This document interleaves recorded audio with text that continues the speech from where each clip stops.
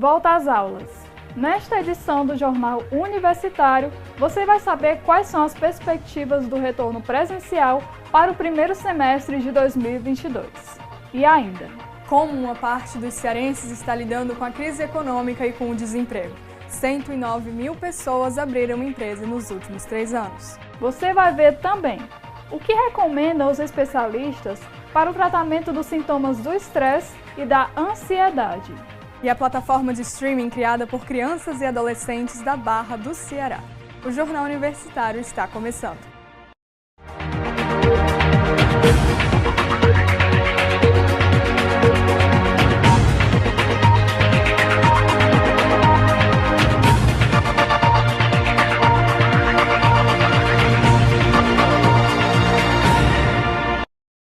O Jornal Universitário é produto do curso de Comunicação Social e Jornalismo da Universidade Federal do Ceará, produzido como experimentação prática pelos alunos da disciplina de Jornalismo Audiovisual, sob orientação da professora Isabel Andrade. Olá! O agravamento da pandemia de Covid-19 e o aumento dos casos de gripe e influenza deixam um clima de incerteza na Universidade Federal do Ceará. Depois de 2 anos de aulas em formato remoto, o retorno presencial que ocorreria após o recesso foi adiado, deixando dúvidas sobre o semestre que terá início em março deste ano. A repórter Beatriz Napoleão conversou com professores, estudantes e traz algumas perspectivas sobre a volta às aulas. Durante os últimos meses de 2021, muitos professores começaram a utilizar o modelo híbrido de ensino. Entretanto, ao voltar do recesso de fim de ano, o cenário encontrado foi completamente diferente. Sob a ameaça de uma nova onda de Covid-19 e um aumento significativo dos casos de influenza e gripe, os alunos e professores da Universidade Federal do Ceará se mostram bastante inseguros com esse retorno. Conversamos com a coordenadora e professora do curso de jornalismo da UFC, Camila Fernandes, que relatou o aumento de casos entre alunos e colaboradores que resultou no retorno à modalidade remota. Camila também compartilhou as dores dos professores na pandemia e se mostrou otimista em relação ao retorno presencial em março. Mas, de fato, a quantidade de estudantes que têm relatado que estão doentes ou estão com familiares doentes, servidores, realmente essas duas viroses estão, assim, disseminadas. E acabou sendo uma decisão acertada a suspensão, neste momento, das atividades presenciais, infelizmente, né? Basicamente foi acionar um mecanismo aí de reprogramação, vamos pensar uma forma diferente de resolver tudo e pronto, e dá certo, porque no fim das contas o principal é preservar a saúde de todo mundo, né? É uma situação meio deprimente, assim, eu me sinto deprimida às vezes, é muito terrível e acaba demandando um controle mental muito forte, muito pesado. Assim, a gente tem que ficar trabalhando a cabeça, não, é assim mesmo, vai ficar tudo bem, está tudo bem, os estudantes estão escutando o que a gente está falando, não estou falando com a parede, vai dar certo, os atendimentos todos, né, as orientações, tudo por meio da tela é uma coisa extremamente cansativa. Rodrigo Gomes, estudante de medicina da UFC, que está no primeiro semestre, comentou sobre a dificuldade de criar laços com os colegas, sobre a rotina de estudos de maneira remota e seus desafios, além do receio do retorno às aulas presenciais, tendo em vista o surto de Covid-19 e da influenza no estado. Conheço poucos dos meus colegas. Ainda não tem aquele contato com o colega, que isso é muito bom, principalmente para estudar junto, tirar uma dúvida, porque às vezes a gente não tem coragem de chegar no colega e me ajude nisso aqui. Assim, o curso de medicina tem que ter aula prática, ver anatomia. Uma coisa é estudar anatomia por um atlas, e outra coisa é ver exatamente um músculo, um osso. A principal dificuldade foi, como a maioria dos estudantes, né, foi dificuldade com a internet, às vezes entrava na aula e a operadora tinha manutenção na internet, pronto, perdi um dia de aula. O barulho dos vizinhos, né, que às vezes querem escutar música nas alturas de manhãzinha. Esse período agora, no mês de janeiro, eu não estou me sentindo muito seguro, principalmente com os aumentos dos casos, né, da Covid e da H3N2. Não, porque eu até fiquei doente e muitos dos meus colegas também ficaram doentes. Por isso que na última aula que a gente teve presencial de anatomia, foi menos da metade da turma. Sobre a decisão do funcionamento das unidades acadêmicas, a UFC informou através de uma nota que até o final de janeiro as chefias terão liberdade para decidir sobre o regime de trabalho de cada setor, se adequando ao atual momento da pandemia. O planejamento é retorno 100% ao presencial no próximo semestre. Como coordenadora do curso, eu trabalho com essa ideia, né, 100%. Só se alguma coisa mudar muito radicalmente. A gente já está fazendo o planejamento das aulas, pensando nas salas que serão usadas para cada disciplina. E aí, se houver alguma mudança, isso vai passar, então, pelas instâncias superiores e a gente vai ter que se adaptar às decisões. Lembrando que a avaliação institucional pode ser feita até o dia 15 de fevereiro, sendo uma das formas que a universidade utiliza para avaliar a possível manutenção do ensino híbrido. No próximo bloco, a saída encontrada pelos cearenses para escapar da crise. Aumenta o número de microempresários, especialmente no setor de serviços. E ainda, como o esporte e as atividades físicas ajudam na diminuição do estresse e da ansiedade. A gente volta já.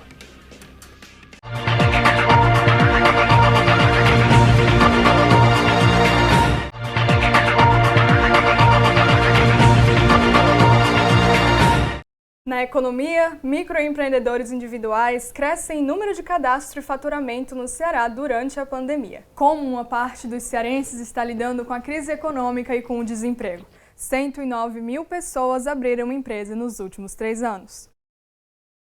Durante a pandemia de Covid-19, Gabriela encontrou tempo e energia para criar sua própria loja de design e artigos de decoração para presentes.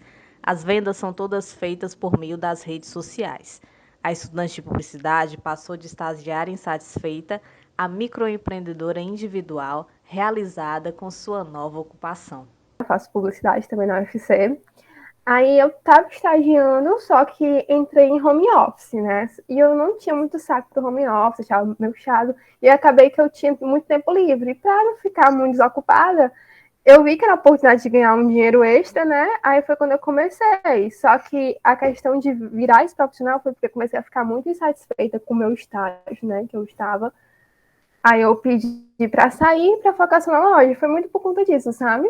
Porque eu percebi que o lucro que eu estava tendo conseguia, né, cobrir o lucro do estágio e eu não precisava me submeter, tipo, aquela carga horária, eu estava bem satisfeita mesmo, sabe? Segundo o portal do empreendedor, houve um aumento de 39% no número de microempreendedores individuais nos últimos 3 anos. Isso significa dizer que durante a pandemia, 109 mil cearenses abriram uma empresa. Entre outros setores, aquele que se destacou mais em aberturas foi o de serviços, que inclui salões de beleza e restaurantes. O vice-presidente da Junta Comercial do Estado do Ceará avalia que o desemprego foi um dos principais fatores que levaram os cearenses a realizarem seus cadastros como microempreendedores individuais nesse período. Eu penso que decorra do aumento do desemprego. O que ocorre? Houve a pandemia, muitas empresas, né, por conta do afastamento, assim, como eu posso falar, da obrigatoriedade, né, dos lockdowns, da necessidade de a gente fazer um distanciamento social, isso levou algumas empresas a fecharem ou a ter que reduzir o seu quadro funcional e criou uma margem populacional sem um emprego ou sem uma atividade. Márcia é outro exemplo de cearense que conseguiu empreender durante a pandemia. Ela começou sua empresa há 2 anos e, mesmo com os desafios enfrentados pelo setor de eventos nesse período, a decoradora de festas conseguiu se reinventar. Hoje, seu maior objetivo é empregar outras pessoas. Ser empreendedora, né, ser microempresária, na verdade, é muito gratificante, porque foi até algo que eu li que mudou a minha vida, né? Assim, tipo, mudou um pouco a minha visão, porque eu li que 70% dos empregados no Brasil, eles são empregados por microempreendedores, né?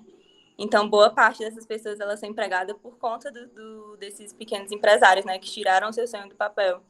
Então, eu quero chegar a um ponto da minha vida em que eu me vejo nessa posição, sabe? De não ser uma empregada, mas de ser uma empregadora, sabe?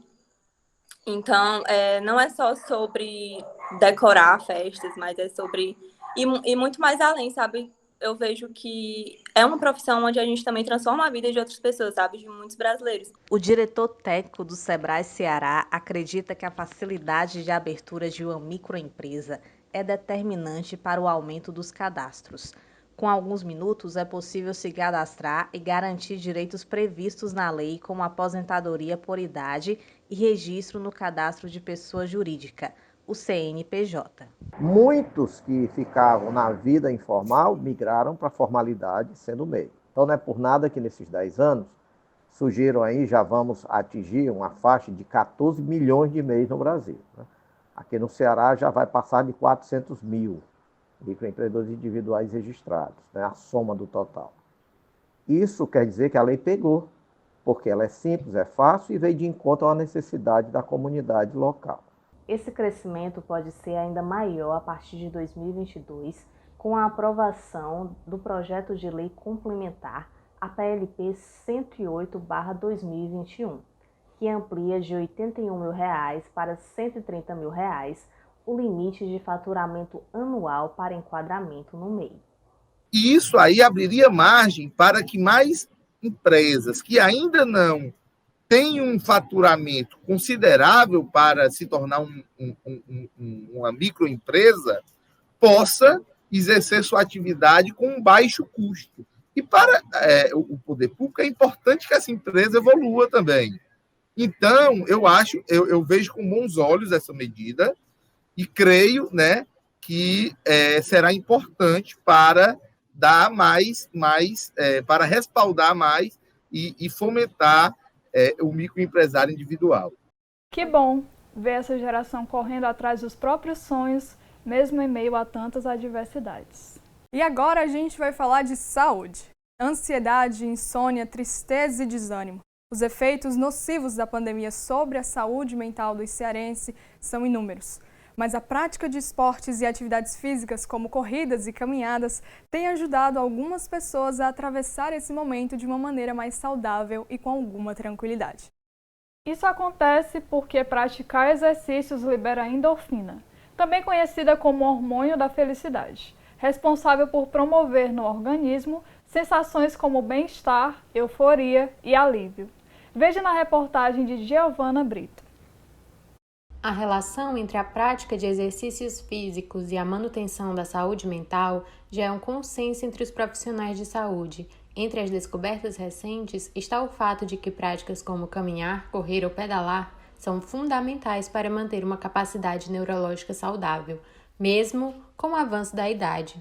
O exercício ele é importante porque as pessoas vêm para cá para descontrair, para a saúde, para melhorar o metabolismo, acelerar, para a gente ficar mais disposto. Além de que a gente tem tonicidade muscular, a gente ganha força, a gente melhora o nosso rendimento. E além de que ansiedade, depressão, nos tempos de hoje, está em alta. Então você vem para cá, esquece do mundo, melhora a sua qualidade de vida, há rendimento, coisas que você não conseguiu fazer, você passa a fazer.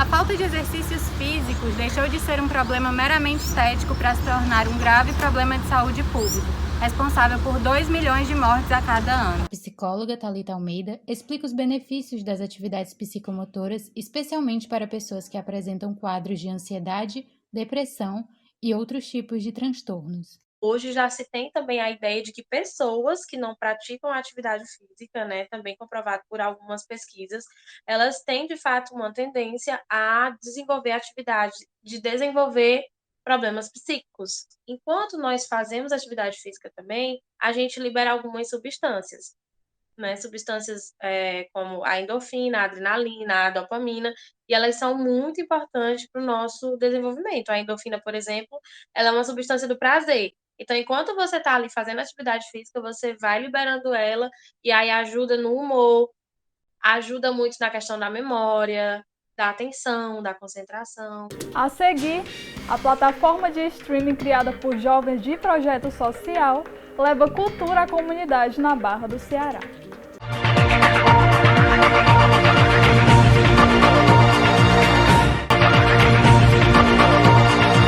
Agora você vai conhecer uma turma da Barra do Ceará que está produzindo conteúdo numa plataforma própria de streaming. Criado em 1993, a Casa de Vovó Dedé é um projeto social que tem transformado a vida de crianças e jovens da periferia de Fortaleza por meio da arte, cultura e educação. Estamos aqui no estúdio da Casa de Vovó Dedé para conhecer um pouco sobre a Dedéflix, plataforma de streaming onde artistas locais e alunos da casa podem apresentar e divulgar um pouco do seu trabalho na música e no audiovisual. Wagner Barbosa, diretor do projeto, conta que a ideia surgiu como uma forma de oferecer capacitação profissional aos alunos. Eu comecei a me preocupar com o futuro delas. O que é que a casa pode fazer para contribuir, né? O que é que a gente está dando para contribuir para que essas crianças, esses jovens principalmente, pudessem ingressar no mercado de trabalho, porque a maioria, a grande maioria, né, são famílias desfavorecidas do ponto de vista econômico, né, uma boa parte são sujeitos a uma verdadeira gama aí de problemas sociais, né, de ordem social e tal, né, e aí eles precisam que esses jovens trabalhem. O Dedéflix disponibiliza espetáculos, coberturas e apresentações da casa. Ele funciona com a ajuda das assinaturas, da atuação dos professores e principalmente dos estudantes. Eles que são os protagonistas de todo o processo que passa pela gravação, edição e a disponibilização das produções no streaming. São os alunos da casa que já são mestres nisso, né? Na realidade eles não são mais alunos. Eles já produzem todos os programas da casa, né? E tudo é feito aqui já, né? Com uma qualidade realmente fantástica, eu diria, com estúdios maravilhosos. Gabriel Arcanjo começou no projeto em 2009 como aluno de violão. Hoje ele é coordenador de áudio e acompanhou de perto o desenvolvimento do streaming. Para trás e ver que a gente já fez muita coisa é gratificante. Mariana Fernandes tem 15 anos e já foi aluna de acordeon, cuíca e piano. Ela vê o Dedéflix como uma forma de divulgar o trabalho do projeto. Isso é muito importante para a gente, porque mais pessoas vão poder ver a gente, conhecer a casa. E também é bom que essas outras pessoas podem acabar se interessando por algum instrumento. Para conferir os conteúdos do Dedéflix, bastará acessar dedeflix.com.br. Lá, você poderá doar o valor de R$10 mensais para ter acesso ao streaming. Toda hora a gente está aprendendo coisas novas, está chegando gente que traz conhecimentos, né, que já tem uma certa estrada aí, ou que pelo menos idealiza alguma coisa que a gente não tenha feito ainda e a gente vai colocar em prática. É um desafio, né, toda a vida. Assim, essa é a energia que move a casa, né? Sempre na busca de melhorar a vida das pessoas, que essa é a nossa missão. Tá todo mundo junto, começa para baixo. 1, 2, 1, 2, 3 e...